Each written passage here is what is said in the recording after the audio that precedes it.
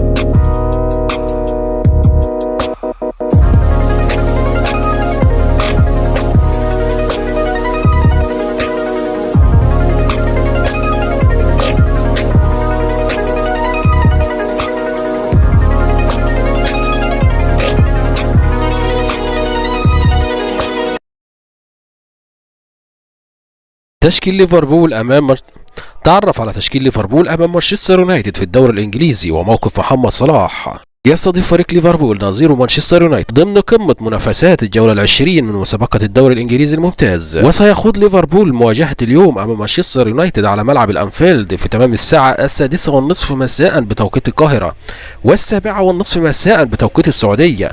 ويحتل ليفربول المركز الأول في ترتيب الدوري الإنجليزي الممتاز برصيد 45 نقطة، بينما يأتي مانشستر يونايتد في المركز الرابع عشر برصيد 22 نقطة.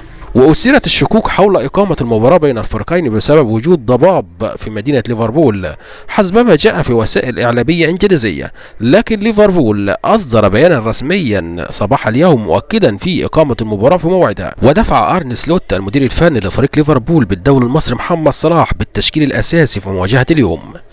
وإليكم تشكيل ليفربول اليوم أمام مانشستر يونايتد في الدوري الإنجليزي. في حراسة المرمى أليسون بيكر، خط الدفاع أندرو روبرتسون، فان دايك، إبراهيم كوناتي، تريند ألكسندر أرنولد، خط الوسط ماك أليستر، كورتيس جونز، ريان جرافنبرغ، خط الهجوم محمد صلاح، لويس دياز، كودي جاكبو. بدلاء ليفربول اليوم أمام مانشستر يونايتد: كليهير، أوتارو إندو، داروين نونيز، كيزا، هارفي أليوت، جوتا، كوانسا، تيكس ماكس، كونو، برادلي.